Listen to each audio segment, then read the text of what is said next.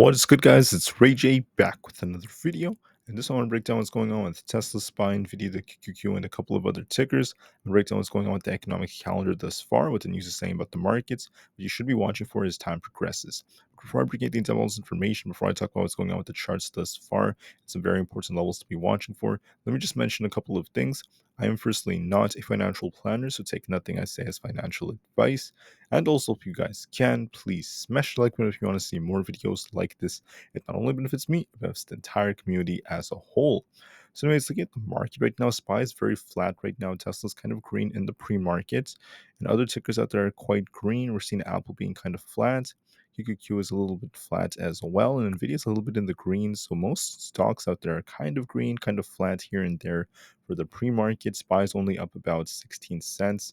So we'll have to be watching to see how things go. But I first want to talk about some data, also what's going on with the news before I break down the charts.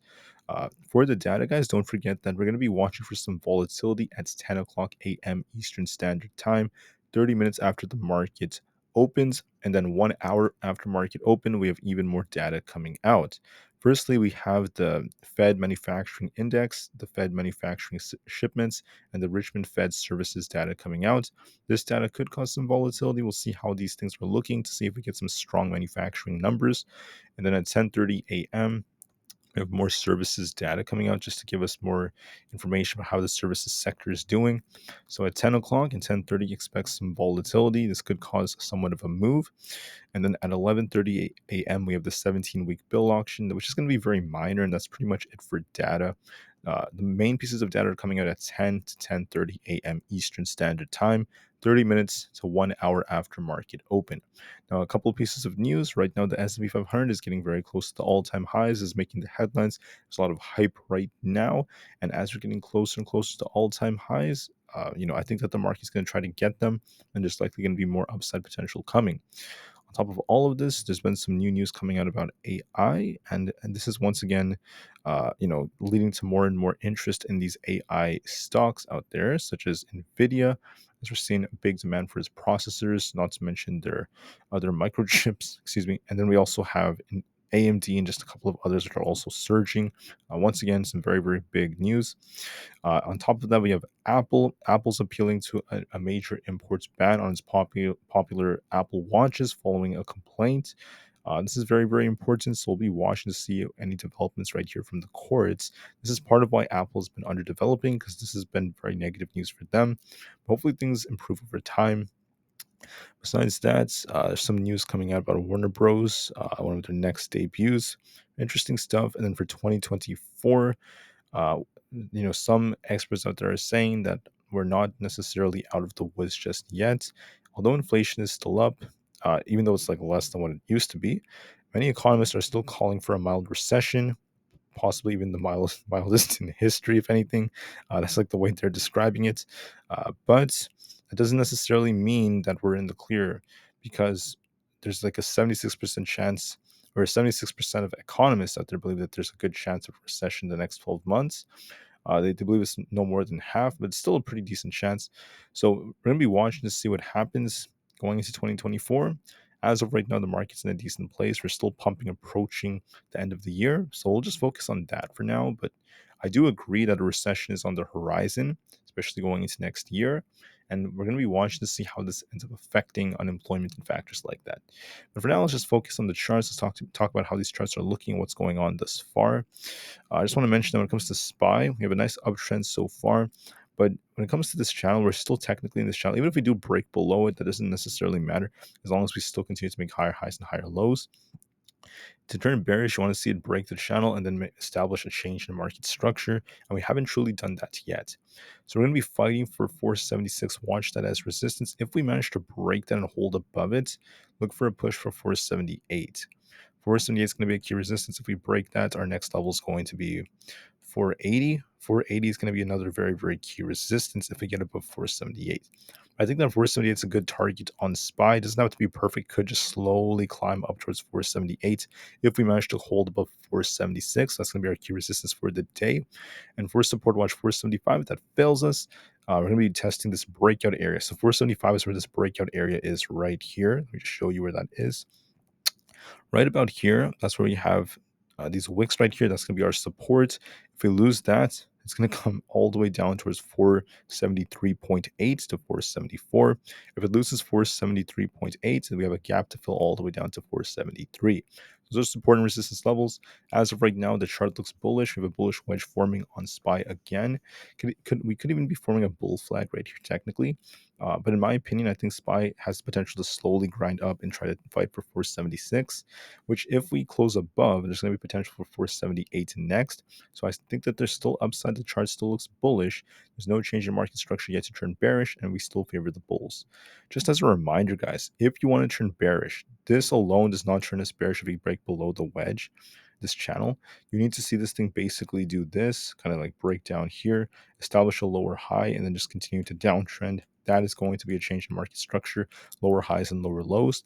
As of right now, we haven't done that.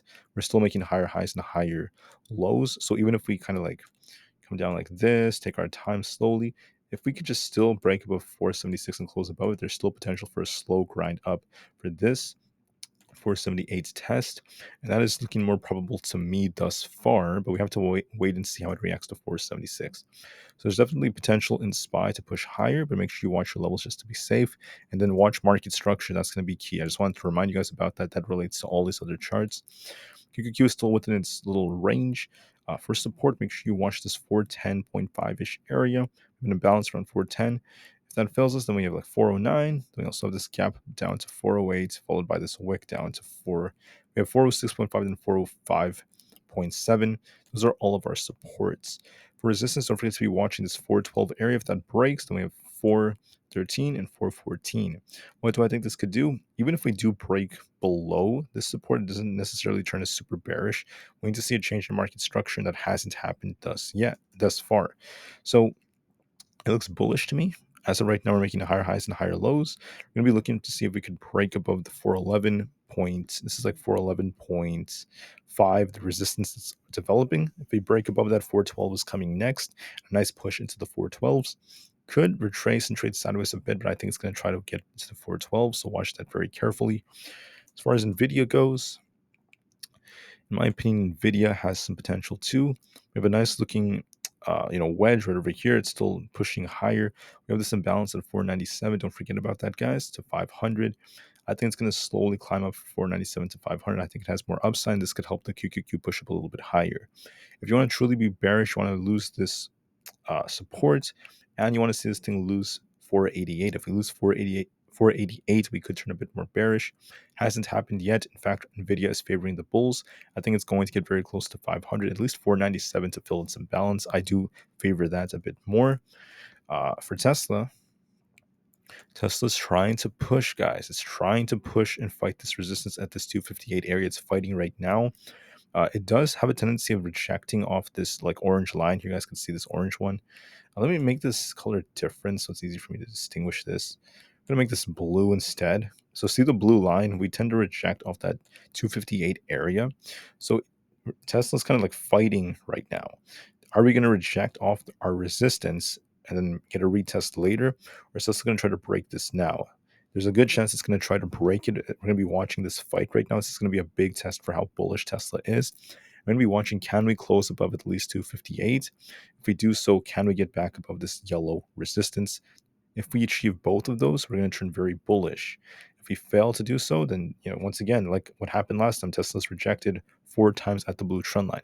Not saying it's going to happen this time around. We want to be watching, see if Tesla can break this. We have a nice looking bullish wedge that's forming. You can actually draw it out like this. Once again, Tesla is looking bullish overall. Could come down to retest this and eventually break out and start pushing for the 260s. Overall, the chart looks bullish, but we need to see confirmation of the bullish breakout. Can Tesla break and hold that 258 resistance? If it achieves that, we're going to see a nice push. All right, guys. So that's it. Actually, I think I just have to do Aapl, then I'll be done. As far as Aapl goes, before I end this video, Aapl has been dropping quite a bit, but you could argue we have like a falling wedge that's forming.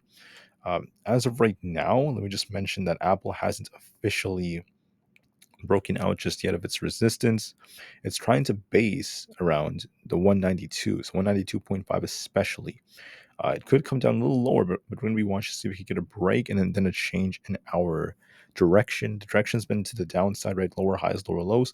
Can we see this thing bounce and kind of like back test support and start breaking out and close above 193.5? If we achieve a close of above 193.5, I think Apple could start pushing higher. As of right now, it hasn't done that, but there is definitely potential for it, in my opinion. All right, so we'll be watching to see how Apple does. Please have an absolutely incredible day, guys. Remain calm, cool, and collected. That's it for this video. For Apple, don't forget to watch support at 192.5, resistance at 193.5. Let's see if Apple could close above 193.5 and switch directions and get a bullish breakout. Hasn't done that yet, so we'll just have to wait and see. Anyways, that's it, guys. Just wanted to clarify that. Have a great day, and I'll see you guys very soon in the next one. Thank you, and peace out.